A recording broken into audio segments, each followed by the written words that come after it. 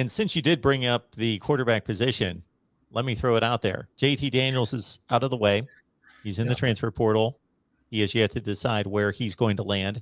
So now there is one super experienced quarterback, and he has proven his worth in a national championship season. So the detractors should be out of the way. They should be. So Stetson Bennett had a really good season, had his issues in the SEC championship game, made amends, though, in the playoffs and the national championship game. And what was super impressive, and I think we talked about this after the title game, to me, was that he got off the deck in that play that was ruled a fumble. Could have gone either way. He fumbles the ball. He gets just leveled while he's delivering the ball, trying to get rid of it. And it was similar to the Bryce Young play in the first quarter, in which it ruled the other way, and Alabama was able to keep the ball. And I just, at that time, just thought, okay, this is typical Alabama. It's almost exactly the same play. And I didn't think the officials got it wrong necessarily. Just within a split second, Alabama and Bryce Young's able to get rid of it to make it more clearly a pass, and Stetson Bennett's not. And there you go. This could decide the game. And there's only like 5 minutes left. They're down by a score, and for him to then take charge in the next drive, throw the ball downfield decisively, make some really good throws after he took that shot, and not just a shot to the ribs, but a shot to his ego and a shot to, a national championship season. And then to come back and lead that drive where they put it on his shoulders. I thought that was pretty remarkable. I was not a big fan of Stetson Bennett, and I didn't hide it. I ended up actually making a video and apologizing to Stetson Bennett. His story is pretty incredible. He wanted to be a Georgia quarterback pretty much since he could walk, and that was his dream. Comes to Georgia as a walk-on. The coaches actually told him that you're never going to play at Georgia. You're never going to start at Georgia. You will never see the field in a meaningful way. And he didn't take no for an answer from anybody. He decided that was his dream, and he was going to go after it.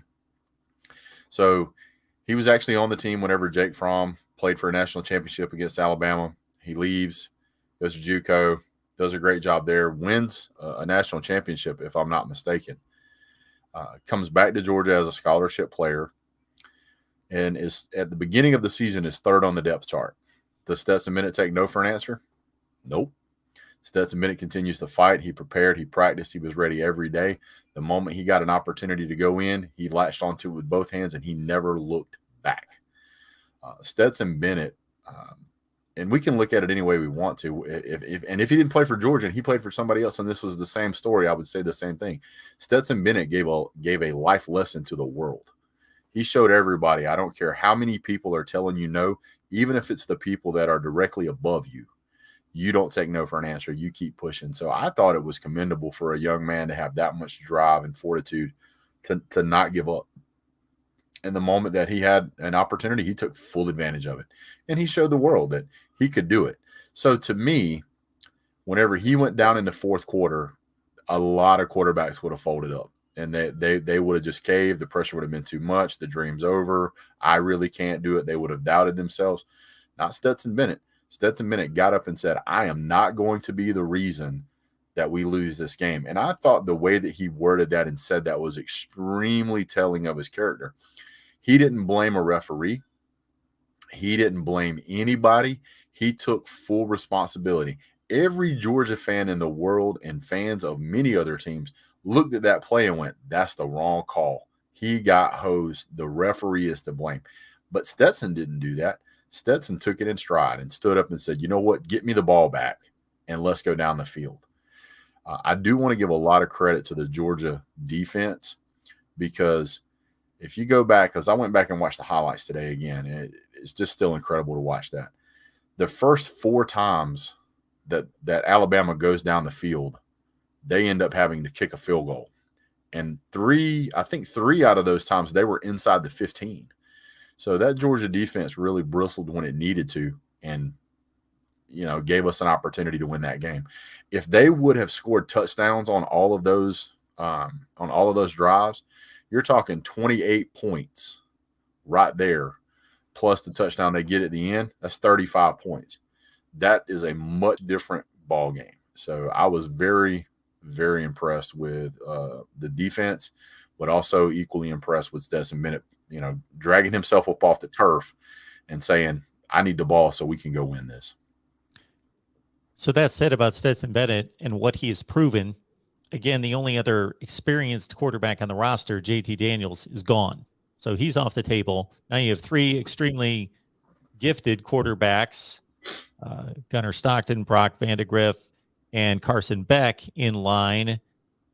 So is your thought that there should be an open competition, or do you say the national championship quarterback, it's his job until he proves otherwise? I think there's a lot to look at here. I think it's extremely difficult to take the job away from an experienced quarterback who's faced such adversity and succeeded. A guy who is not going to collapse under pressure. A guy who knows he's going to get sacked and he's going to get up and do what he needs to do. There were several throws that he threw in there where he just absolutely got blasted. There was one there close to the end where Brock Bauer scores the winning touchdown where he got actually smacked in the head, like they hit him in the head. The penalty was called, but personal foul, hands to the face or something, or quarterback. Can't remember exactly the penalty, but he didn't phase him. He didn't bother him. And I think that's extremely crucial in a football team who has the potential to be in some pretty stressful situations. Now, I think there's another part of this some of us are not really talking about, and maybe we should. If Stetson Bennett was doing this well, knowing that JT Daniels was standing right there with the capability of coming back in and taking that job away from him, is this going to give him a little bit of I won't say breathing room, but maybe some more confidence that this is his job and he doesn't necessarily have to overthink things? I was pretty impressed with some of the passes he was making. I think he did a much better job reading the field, especially against a really good Alabama defense. If he can continue to develop at the rate that he looked at to make that change against Michigan and the way that he changed when played against Alabama, there's no reason why I would want to change away from Stetson Bennett. I'd be completely okay with him moving forward.